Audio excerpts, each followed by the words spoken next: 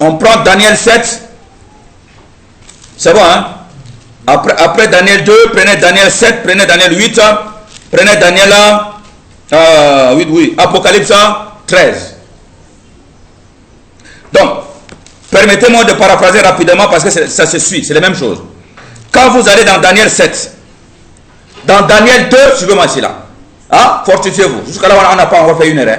Amen, amen. Fortifie-toi, prends courage. Alléluia. Donc, dans Daniel 2, qui a reçu la vision là? Un roi païen, Nebuchadnezzar. Interprété par qui? Daniel.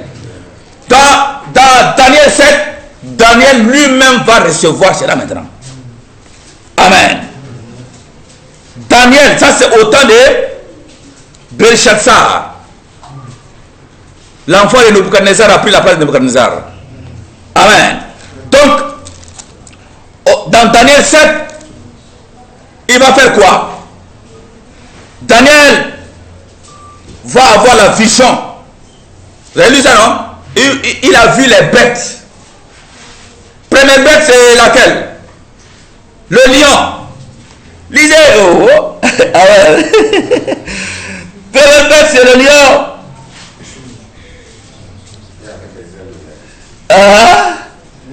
Bon, allez, je vais lire ça. 2.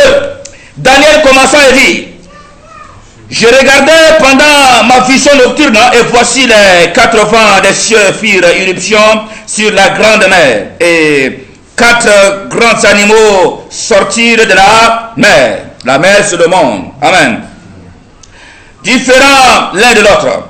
Le premier était semblable à un lion et avait des ailes d'aigle. Je regardais pour... Allons vite. D'après les théologiens, l'explication, tout ça, je vais laisser dans ça d'abord. Premièrement, le lion symbolise le royaume à l'époque, puisque prenons d'abord l'époque, ça symbolise le royaume de Babylone, de Nebuchadnezzar. Amen. Même chose. Mais nous allons dans notre temps ici, là, le lion, c'est le symbole de quel pays là? Nous avons l'Angleterre. Amen. Ça veut dire quoi? Quand on va en même temps, vraiment, je ne sais pas si vous allez comprendre. Quand on va dans Apocalypse 13, Apocalypse 13 parle de la même bête là, mais qui a différentes parties. Une partie de lion, une partie de ours, une partie de léopard. Ça veut dire qu'il y a un rassemblement de puissance. Caractéristique, c'est comme au début là, ça se rassemble à la fin, ça forme maintenant une seule bête, un royaume. Vous comprenez? Donc ici là, on dit le lion. Et avec des ailes d'aigle. Ailes d'aigle, ça ressemble à quoi? États-Unis. Et États-Unis vient de quoi? Vient de l'Angleterre. Bon, je ne maîtrise pas. Les historiens sont là. Allez chercher. D'où vient États-Unis? Vous allez voir que ça vient en grande partie. En tout cas, c'est créé. Cherchez ça. On m'a appris comme ça. Amen. Donc, ils ont déporté. Ils ont pris eux d'abord qui en sont allés fonder. C'est vrai que les Africains sont allés aussi. Mais c'est eux qui sont à la base. On les a pris, n'est-ce pas? Comme aigle comme ça. C'est pas ça? Allez rester là-bas. Lisez ça, je continue. Et on dit quoi? Je regardais jusqu'au moment où ses ailes furent arrachées. Le lion avait des ailes. Et ses ailes étaient arrachées. Donc une partie d'Angleterre était allée pour former. Donc on continue d'abord. Arrachée et fut enlevé de terre. Et mis debout sur ses pieds comme un homme. Et un cœur d'homme lui fut donné. Ah, mais c'est difficile à l'interprétation prophétique. Les gens qui ont l'esprit de prophétie là, alléluia, continuez à prier davantage. Alors, regardez, États-Unis a ce symbole là, aigle, n'est-ce pas? C'est pris là-bas, c'est arraché en Angleterre, c'est allé là-bas former un États-Unis. Alléluia. Ça, je parle de la bête de fin des temps. Ce sont les éléments qui vont former la fin des temps. Alléluia. D'accord. On continue. Voici un second animal était semblable à un ours. Symbole de ours là. Bon, ours au temps en tout cas, dans l'Ancien Testament, l'ancien royaume c'est quoi? Puisque c'est l'image. Alors de l'image d'abord pour venir maintenant sur l'accomplissement. Avant c'était l'Empire Médo-Perse. Parce que quand vous voyez, après Darius va prendre la place de l'autre là, on dit que Darius était un Mède. Et Cyrus, quelque part, c'est un Perse. Donc c'est l'Empire Médo-Perse qui va prendre le royaume. Donc ça c'est ours. Mais de nos jours là, cette perte de temps maintenant, pour la bête d'Apocalypse 13. La Russie. C'est moi la Russie, ours. Voilà. Ah, mais la Bible là, vraiment. Alléluia. Et c'est tenu sur un côté. Il avait 3 côtes dans la gueule, entre les dents. On lui disait, lève-toi, mange beaucoup de chair. Pour cette raison, vous voyez que la Russie, puissante, est une entité puissante. États-Unis, Angleterre. Amen. Ils sont en train de... qui tiennent. Amen. On continue. Après cela, je regardais et voici un autre était semblable à un léopard. Léopard, selon l'image, selon l'enseignement, en tout cas de l'Ancien Testament, image, allégorique, c'est quoi? On a dit c'est l'empire de grec, non? De Alexandre le Grand. Vous cherchez l'histoire. Quand je dis comme ça, je vous excite. Allez chercher. On va avoir des temps ici là. Amen, amen. Et notre temps ici là, le léopard là, c'est qui comme ça? Allemagne. Amen. Et avait sur ses dos 4 ailes comme un oiseau. On parle de couple allemand, franco-allemand. France là, symbole quand même. Coq, c'est vrai. On parle de couple, on dit quoi? Couple à l'époque de Sarkozy là. Angela Merkel, Sarkozy, couple franco-allemand, etc. N'est-ce pas? Hein? En fait, ça symbolise beaucoup plus l'Europe. Nous voyons que l'Angleterre vient de sortir de l'Europe. Une entité carrément mise à part, mais qui doit avoir une influence dans le gouvernement mondial. Mais regardez l'Europe beaucoup plus là, nous voyons c'est quoi? La France et l'Allemagne, qui sont les 2 points centraux.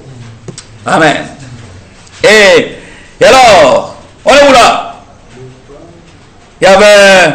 Voilà, donc on a déjà dit ça. Après cela, je regardais quand mes visions nocturnes, et voici, il y avait un 4e animal terrible, épouvantable et extraordinaire.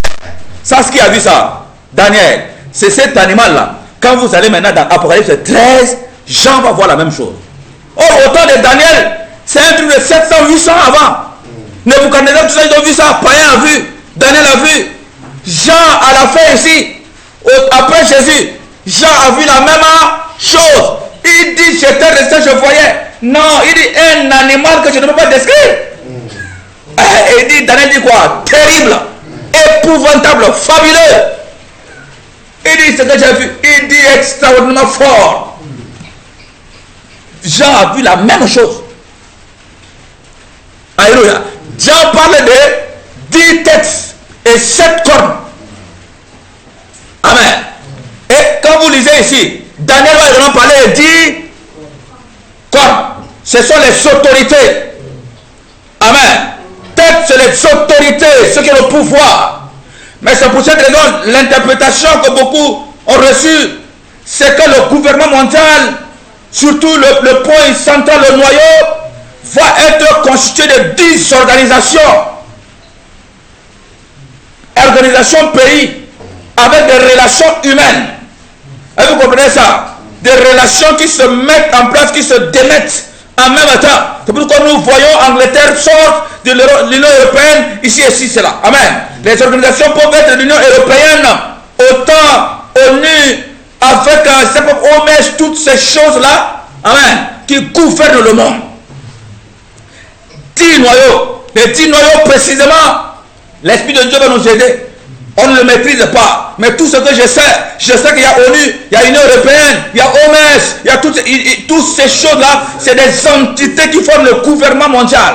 Et ils sont en train de nous imposer le chaos. Pour nous imposer les vaccins, il a fallu créer coronavirus.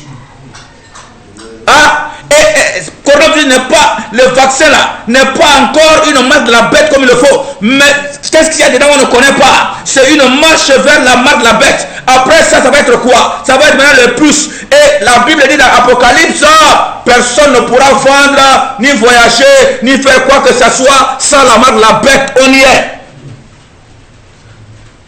Alléluia. Et apprenez à labourer. Apprenez, je sais pas, on va faire des jardins. Apprenez à vous débrouiller. Je sais qu'en Afrique, je crois de tout mon cœur que ça viendra, mais pas avec beaucoup, peut-être un peu, on a un peu de temps encore. Parce que les Européens sont en train de fuir pour venir en Afrique. Et tu as profité de ça. Amen. l'Europe va s'écrouler, l'Afrique va se lever. Amen. Comprenez que le coronavirus est arrivé, mais les Africains, est-ce qu'on est mort beaucoup même? Ah, la main de Dieu est là. Amen. Les gens sont en train d'imposer le passeport sanitaire. Les gens vont fuir pour venir. Donc, arrivé à un moment où on va être coincé, l'église va être maintenant enlevée. Trompette, pam, pam, pam, pam.